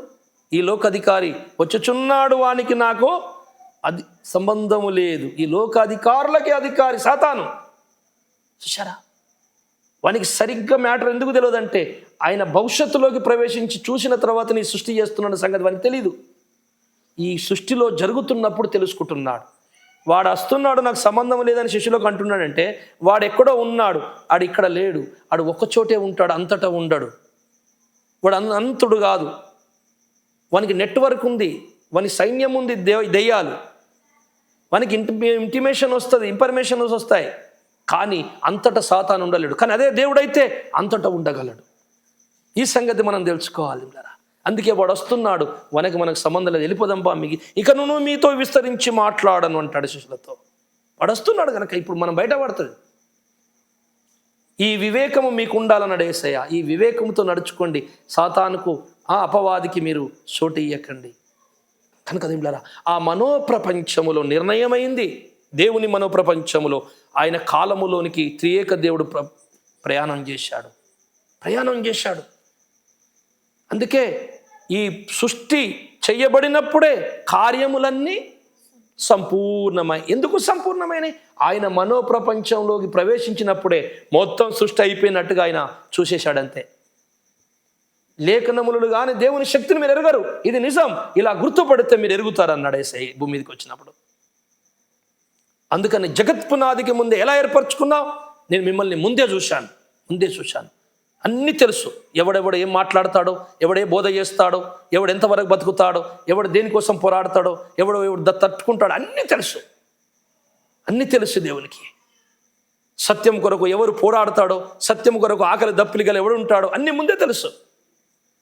స్నేహితులారా, మనస్సాక్షిని చంపుకోకండి, సత్యం అని తెలిసినప్పుడు నమ్ముకోండి. కాలములో ప్రవేశించే దేవుడు, కాలస్వరూపుడు, అన్నీ ఎరిగిన వాడు. జాగ్రత్త, ఆయన ముందు మనం ఏం దాయలేము. గలతీ పత్రిక 3వ అధ్యాయం 20వ వచనం చదవమ్మా. మధ్యవర్తి ఒకనికి మధ్యవర్తి కాడు గాని దేవుడు ఒక్కడే. చాలు. మధ్యవర్తి ఒకనికి మధ్యవర్తి కాడు గాని దేవుడు ఒక్కడే. ఏమండి? మధ్యవర్తి దేవునికి మధ్యవర్తి, మనుషులకు మధ్యవర్తి, మనుషులకు దేవునికి కదా మధ్యవర్తి క్రీస్తు. అవునండి. మరి ఒకనికి మధ్యవర్తి కాదంటాడేంది? ఒకరికి మధ్యవర్తి అని ఆయన. సరే, మధ్యవర్తి కాడు. ఆ మధ్యవర్తి కాడు కానీ నేను పక్కన పెట్టండి, ఆయన దేవుడు కాదు. కానీ దేవుడు ఒక్కడే అంటున్నాం ఏంది? మళ్ళీ మధ్యవర్తి క్రీస్తు, మళ్ళా దేవుడు ఒక్కడే. అసలు దేవుడు ఒక్కడన్నప్పుడు మధ్యవర్తి ఉన్నప్పుడు ఇద్దరు దేవుళ్ళా, ఒక దేవుడా? మధ్యవర్తి కాదు, ఆ మధ్యవర్తి దేవుడు అంటున్నాను మన లేఖనం. అందుకట్లా రాయించాడు, ఆ మధ్యవర్తి దేవుడు. కనుక దేవులారా, దేవుడు అనే పదానికి అర్థం ఏంటంటే, నేను ముందు వీడియోలో కూడా చెప్పాను ఈ మాటలు. దైవత్వము ఒక్కటే. దైవత్వం యొక్క సకల పరిపూర్ణత క్రీస్తునందు నివసించుచున్నది శరీరముగా. దైవత్వం అంటే ఏంటిది? త్రిత్వశక్తి, సృజనాత్మకమైన త్రిత్వశక్తి క్రీస్తు లోపల పరిపూర్ణంగా ఉన్నది. కనుక దైవత్వాన్ని ఒక్కటే అనాలి. 3 దైవత్వములు అంటే 3 పూజలు, 3 ఆరాధనలు అయితే దైవత్వం ఒక్కటే. కానీ ఆ దైవత్వము లోపల ఉన్న దేవుని వ్యక్తిత్వాలు 3. అదే తండ్రి, కుమార, పరిశుద్ధాత్మ. ఇది నిజం, నగ్న సత్యం. ఎఫెసీ పత్రిక 4:4 చదవండి. శరీరం ఒక్కటే, ఆత్మయు ఒక్కడే, ఆ ప్రకారమే మీ పిలుపు విషయమై ఒక్కటే నిరీక్షణ యందుటకు పిలువబడితిరి. ప్రభువు ఒక్కడే. రైట్. ఆత్మ ఒక్కటే, ప్రభువు ఒక్కటే, అందరికీ తండ్రి అయిన దేవుడు ఒక్కటే. మళ్ళీ చెప్తాను, ఆత్మ ఒక్కడే, ప్రభువు ఒక్కడే, అందరికీ తండ్రి అయిన దేవుడు ఒక్కడే. ఆత్మ, ప్రభువు, పరిశుద్ధ అంటే ప్రభు అంటే ఎవరు? ఆత్మ అంటే పరిశుద్ధాత్ముడు, ప్రభు అంటే యేసు ప్రభు, తండ్రి అంటే దేవుడు, తండ్రి అయిన దేవుడు. ఒక్కడే ఒక్కడే ఒక్కడే ఎందుకు అంటున్నావు? ముగ్గురైన కదా ఇక్కడ. ఆయన ఒక్కడే, ఈయన ఒక్కడే, ఈయన ఒక్కడే, అందరూ ఒకటే. ఒక్కడే, ఇంకొకడు లేడు. అందుకే మధ్యవర్తి ఒక్కడే. ఆయన దేవుడు. ఆ దేవుని పేరే త్రిత్వం, పరిశుద్ధాత్మ, తండ్రి, కుమార, పరిశుద్ధాత్మ. ఒక్కడే. ఈ ఒక్కడే అన్నా కదా. ప్రభు ఒక్కడే, ఆత్మ ఒక్కడే, అందరికీ తండ్రి అయిన దేవుడు ఒక్కడే. ఈ 3 ఒక్కడొక్కడు ఎందుకు అనాలి? అంటే ఇంకొక ప్రభు లేడు, అంటే ఇంకొక పరిశుద్ధాత్మ లేడు, అంటే ఇంకొక తండ్రి లేడు. ఈ ముగ్గురే. ఎక్కడున్నా ఏది చేసినా వీళ్ళు ముగ్గురే. సృష్టి చేసేటప్పుడు ముగ్గురే. ఆది కాండములో మొదటి వీడియోలో చెప్పాను నేను. ఆది కాండములో మొదటి వచనంలో ముగ్గురు కనపడతారు. ఆత్మ కనపడుతుంది, వాక్కు కనపడుతుంది, ఏమంటే దేవుడు కనపడతాడు. సృష్టి ఈ భూమిలో, ఈ భూమి మీదకి వచ్చి చేసింది కూడా ముగ్గురే. అందుకే ఇప్పుడు మనం ఆ కెరూబులు, సెరాఫులు, 24 పెద్దలు ఏదైతే ఉందో ఉత్తర దిక్కున సభాపర్వతము, అక్కడ కూడా ముగ్గురు కనపడుతున్నారు. సమీపింపరాని తేజస్సుల ముగ్గురే. అయితే అక్కడ నుండి కిందికి ఎలా వచ్చాడంటే అనంత కోటి శక్తి క్షేత్రమైన త్రిత్వ భాగము నుండి ఒక త్రిత్వ భాగం బయటకు వచ్చింది సృష్టి కొరకు. అందులో కూడా తండ్రి కుమార పరిశుద్ధాత్మ. అందుకే భూమి మీద ముగ్గురు కనపడుతూనే ఉంటారు, భక్తులకు ముగ్గురు దర్శనమిస్తుంటారు. చాలాసార్లు తండ్రి ఏమో ఆకాశం నుంచి మాట్లాడుతుంటాడు, కుమారుని మీదకి పావురం వల్ల దిగొస్తుంటే కుమారుడు కింద ఉంటాడు. తండ్రి కుమార పరిశుద్ధాత్మ నామమున మీరు బాప్తిస్మయ్యని పరిశుద్ధ ముగ్గురు పేరు చెప్తాడు, ఏకవచనం పలుకుతాడు. తండ్రి కుమార పరిశుద్ధాత్మ అని ముగ్గురు పేరు చెప్పి నామమున బాప్తిస్మం అంటాడు. మత్తయి సువార్త 28 లాస్ట్లో అధ్యాయంలో నామమున అంటే ఒక్కటే నామం, ఆ నామం పేరే దేవుడు దైవత్వము. దేవుడు దైవత్వం ఒక్కడే ఒక్కడే ఒక్కడే ఒక్కడే కానీ ముగ్గురు ముగ్గురు ముగ్గురు ఉంటారల్లా అని బైబిల్ మొత్తం ఏమిలరా విశ్వం మొత్తం సాక్ష్యం ఇస్తుంది. నువ్వు ఎన్ని చేసినా తప్పించుకోలేవు. ఎన్ని ప్రశ్నలు ఇస్తారండి ఈ వీడియో తర్వాత, నేను చెప్పిన లేఖనాలు తప్పని, గుండెలో రక్తము ఎముకలో మూలుగా కండలో సీమున్న వాళ్ళు వచనాలు ఇచ్చి నాకు పెట్టండి, నేను తప్పకుండా స్వీకరిస్తా, సమాధానం చెప్తా. నేను త్రిత్వం అయిపోయింది అనుకోకండి, సమయం లేదు మీరు వినేటందుకు. ఆ సమయం లేక నేను ఎంతటితో ముగిస్తున్నానో.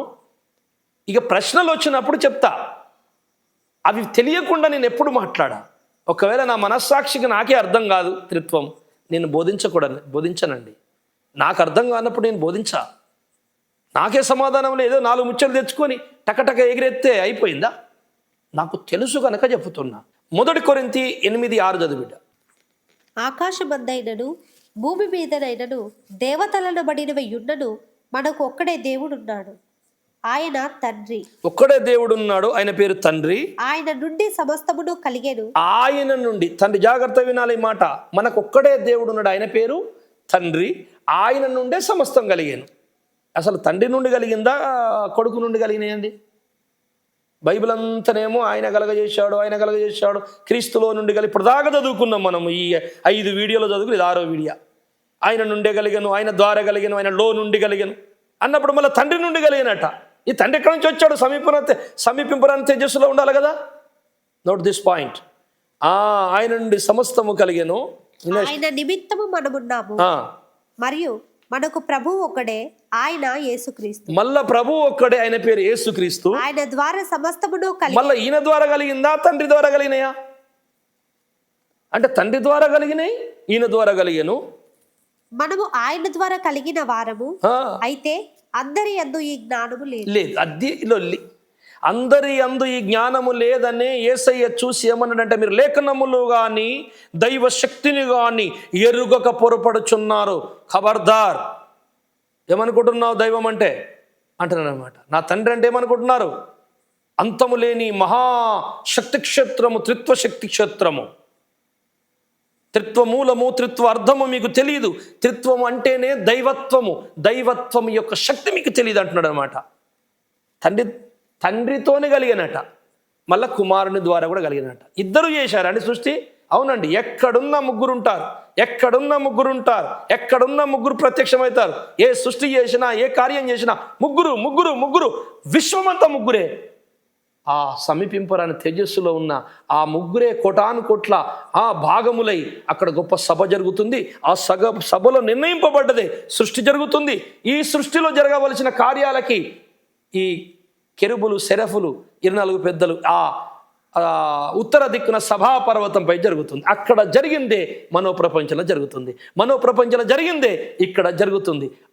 ఎక్కడున్న ముగ్గురు ఉంటాడు. అందుకే క్రీస్తు కూడా అన్నాడు, నేను తండ్రి నాలోను, నేను తండ్రిలో ఉన్నాను.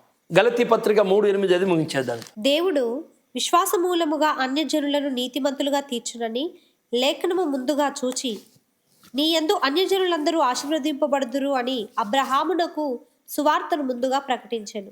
అబ్రహాముకి దేవుడు సువార్త ప్రకటించాడట. ఈ జాగ్రత్తగా మైండ్కి ఎక్కించుకోండి. ఇక అబ్రహాముకు దేవుడు సువార్త, ఏ సువార్త?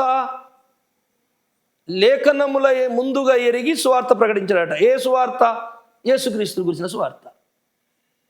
ఎందుకంటే నీ గర్భములో ఉండే వంశాల నుండి నీ పేరు, నీ ఇంటి పేరు మోసుకొని మరియమ్మ ఆ యోసేపుని ప్రదానం చేసుకున్నాక అప్పుడు మరియమ్మకు గర్భవతి అయింది. ఎందుకంటే ఈ యోసేపు దావీదు కుమారుడు కదా, ఆయన దావీదు వంశంలో పుట్టాలి కదా. పురుషుని నుండే ఇంటి పేరు వస్తే తప్ప స్త్రీ నుండి రాదు.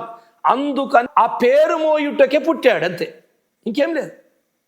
అదనమాట అబ్రహాంకు ముందే చెప్తున్నాడు, నీ వంశము యొక్క పేరు మోసుకొని ఒక ఆయన పుడతాడు అని సువార్త ముందే లేఖనములను ముందెరిగి. లేఖనములు ఎప్పుడు ఎరిగినవయ్యా నువ్వు? అరే జగత్తి పునాదికి ముందే నేను కాలములో సంచరించి అన్నీ చూసుకున్నోన్ని, లేఖనాలు అన్నీ నాకు ఎరిగి ఆ సువార్త ఎరిగే నేను ముందుగా చెప్పేస్తున్నా అంటున్నాడు. ఆయనను నువ్వు చిన్నంచన వేయద్దు. ఎవరు? ఆ త్రిత్వదేవుని యొక్క శక్తిని మీరు చిన్నంచన వేయద్దు దేవులరా. ఆయన ఎక్కడైనా ముగ్గురుగా ఉంటాడు, ఎక్కడైనా ముగ్గురుగా ఉంటాడు. కానీ కుమారుడుగా మాట్లాడుతున్నప్పుడు కుమారుడు అంటాడు, పరిశుద్ధాత్మ మాట్లాడుతున్న పరిశుద్ధాత్మ అంటాడు, తండ్రిగా మాట్లాడుతున్నప్పుడు తండ్రి అంటాడు. ముగ్గురుగా ఉన్నామని చెప్పుకొనుటకు, ఈ మూడు ఉనికిలు లోకములో చాటుటకు ఆ విధంగా మాట్లాడతాడు. కానీ ఎక్కడున్నా ముగ్గురు ఉంటారు. తండ్రిలో ముగ్గురు ఉంటారు, కుమారుల్లో ముగ్గురు ఉంటారు, పరిశుద్ధాత్మలో ముగ్గురు. ఇదే మర్మం, ఇదే మర్మం. క్రీస్తు దేవుని మర్మమై ఉండేను, మర్మమై ఉండే. కానీ మరి మూడు పేర్లు ఎందుకు చెప్తున్నావు సార్ అంటే, మూడు పేర్లు నేను ముగ్గురమై ఉన్నామని నా ఉనికిని చాటుకుంటున్నాను సకల విశ్వాలలో.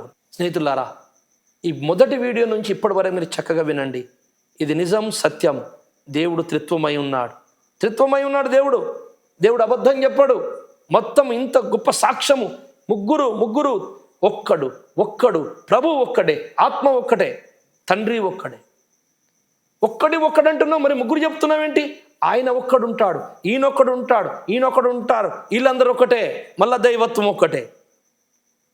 ఈ దైవత్వాన్ని మీరు తెలుసుకొని సత్యమును గ్రహించి మీకేమన్నా ఇంకా డౌట్లు ఉంటే ఇక ఇప్పుడు చెప్తున్నాను. ఇప్పుడు మీకు ఇంకేమన్నా ఈ వచనాల మీద 6 వీడియోలు చూడాలి సుమి. మధ్యలోకి ఇంత ముక్కయిని మాట్లాడద్దు. 6 వీడియోలు విని అందులో మీరు వచనాన్ని ఒక తప్పు తీసుకొని మీరు ఒక వీడియో పెట్టండి. తప్పకుండా నేను దానికి స్పందించి మీకు పెడతాను. ఈ పాట మీ హృదయంలో దేవుడు ఫలింపజేయను. ప్రార్థన చేసుకుంటాం. పరిశుద్ధుడా, పరమ తండ్రి, అనంత కోటి అంశముల గల్లవాడా, మర్మ పురుషుడా, వేద పురుషుడా, జ్ఞాన పురుషుడా, వెలుగు పురుషుడా, ఆది సంభూతుడా, మీకు స్తోత్రములు, కృతజ్ఞతలు. అయ్యా, మా పాపములకై అవతరించి అనేక హింసలు, బాధలు, పిడిగుద్దులు, అపహాస్యాలు, నిందలు, అపనిందలు భరించి కొరడాలతో చీల్చబడి ఇనుపశీలతో కొట్టబడి అయ్యా మా కొరకు ప్రాణము విడిచి 3వ దిన తిరిగి లేచి తండ్రి కృపార్శ్రమం నుండి విజ్ఞాపన చేస్తూ తిరిగి రానై ఉన్న ఓ మా దాగుచోటు, ఆశ్రయపురమా, నిత్య నివాసమా, నీకే స్తోత్రములు, కృతజ్ఞతలు. తండ్రి, ఈ త్రిత్వం గురించిన సబ్జెక్టు ఈ 6 వీడియోలు ఎవరెవరు వింటున్నారో వారి మనోనేత్రాలు తెరిచి సత్యమును గ్రహించి దైవత్వాన్ని గుర్తుపట్టే సహాయం అందరికీ చేయి తండ్రి. నీ చిత్తమే నెరవేర్చుకో. ఈ 6 వీడియోలు మా రక్షకుడైన యేసుక్రీస్తు పేరిట ప్రతిష్ఠించి నా దేశానికి, భూలోకానికి అప్పజెప్పుకుంటూ మమ్మల్ని కాపాడమని యేసయ్య పేరిట ప్రార్థిస్తున్నాను తండ్రి. ఆమేన్. Praise the lord. అందరికీ వందనాలు. ముందున్న విషయాలకై, సబ్జెక్టులకై ప్రార్థన చేయండి మా కొరకు. దేవుడు మిమ్మల్ని దీవించును గాక.